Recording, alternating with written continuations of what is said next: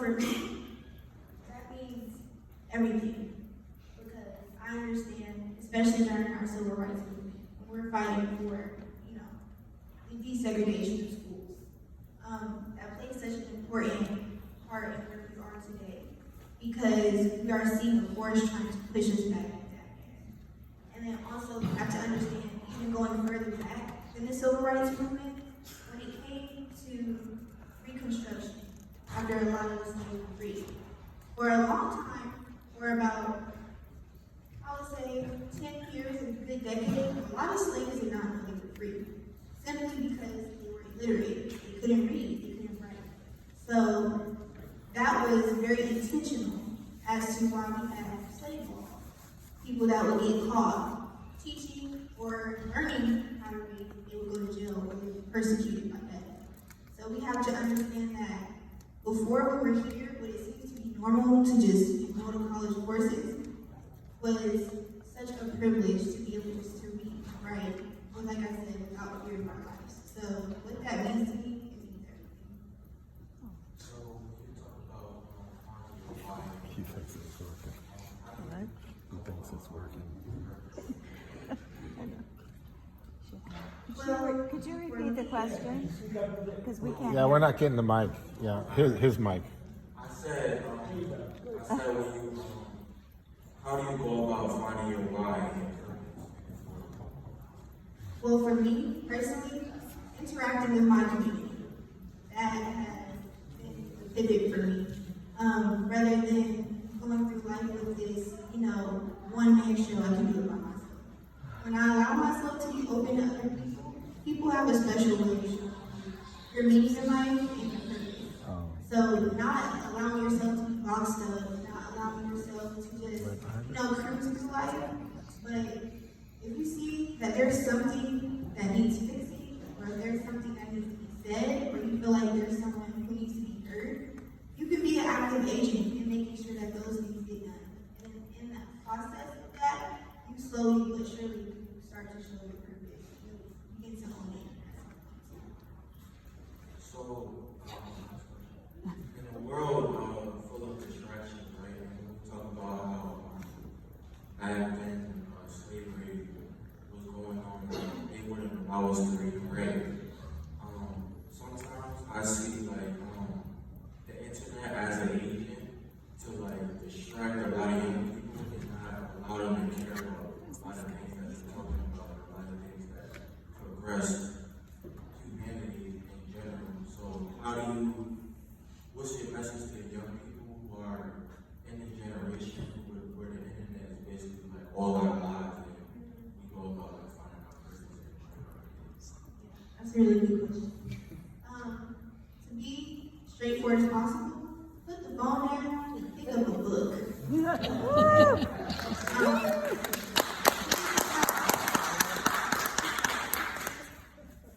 We'd be surprised, but they hide a lot of stuff in books.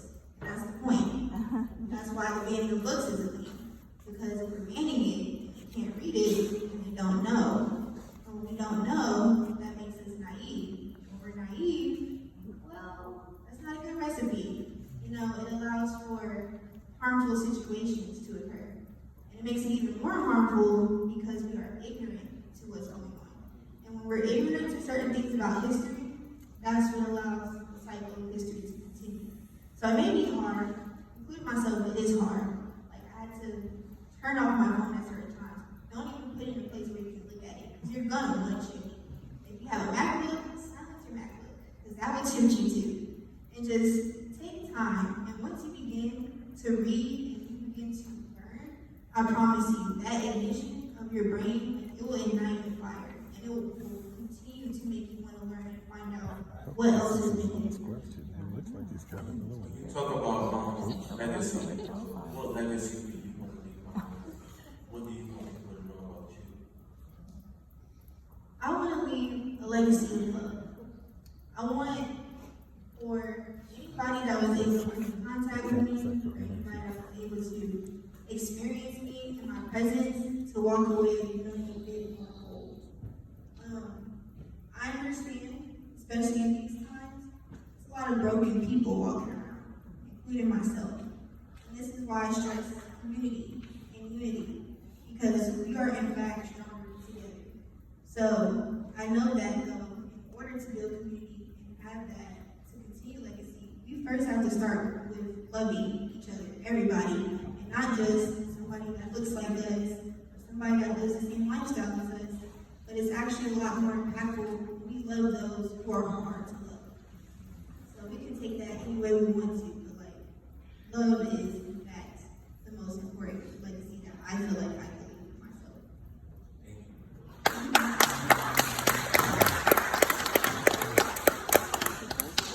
I just wanted to ask you one question. I want to congratulate you and just acknowledge all of your, everything that you've done. I've enjoyed your speech immensely. What can you say? And again, congratulations to you and your cohort. We see some students here who taken our advice and they joined the Department of English. What can you say to a few of the newer students in the Department of English? What kind of advice can you give them about their instructors or how to just stay grounded, stay tough, stay real? How have you done? How have you managed? What advice would you give our sophomores and juniors? Also,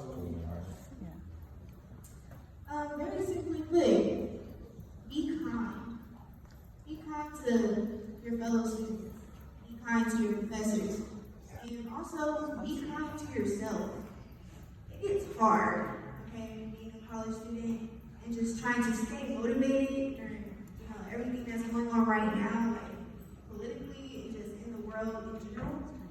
But one thing that my beautiful mother has taught me is about some days, all you have to do. One thing that you have to do sometimes is just asking people, how are they doing? Are you okay today?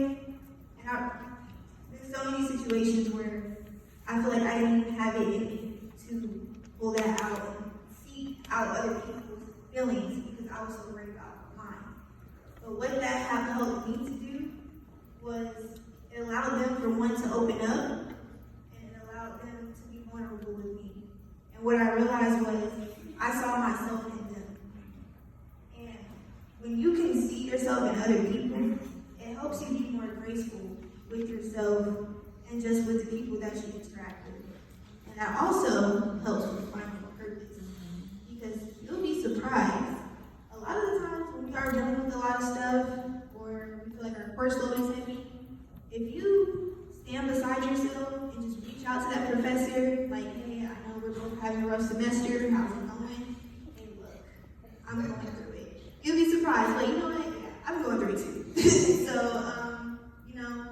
they can extend that helping hand, but the only way they can do that is if you go to them, if you actually utilize their expertise. And so many of the professors in here today have been such a huge part in getting me where I am right now today. So, just take a little time, hop in at their office hours. It doesn't always just have to be for trying to get your grade up, but just become familiar with them. They're here for us. They want to help us. Any more questions? one last question. In the world filled with hate and everybody's selfish is not everybody, but most people have a selfish mentality. How do you go about spreading love if all people know is hate? That's a good question. Actually, I just asked Dr. Tariq Moore a question like that not too long ago. He gave me some really good advice. Sometimes when it comes to dealing with those who can be hard to deal with, or they are dwelling in their own ignorance, it can be hard to want to extend a helping hand to them and to help to want to make them understand. But a good way of going about that is viewing that individual as a toddler. Someone that has a hard time controlling their emotions and their mental state. And that allows for you to sympathize and empathize with them. So then in that way, we can look at it as, okay, I am going to give you the tools because I can see that you don't have them, and I am going to guide you as graciously as I can. Not just so you can stop bothering me, but also so you can enlighten yourself. Because a lot of times, people who are angry and they have hate in that heart, that stems from insecurities. So you have to be careful not to let others' insecurities be, let you be subjected to. You have to think with a bigger perspective. And sometimes that can be challenging, but also too, like I stated back with love, start with love, and understand that you aren't just trying to change somebody's mind, but you're trying to help them to understand, and in a way that can help so many other people as well. We're not just being woefully ignorant.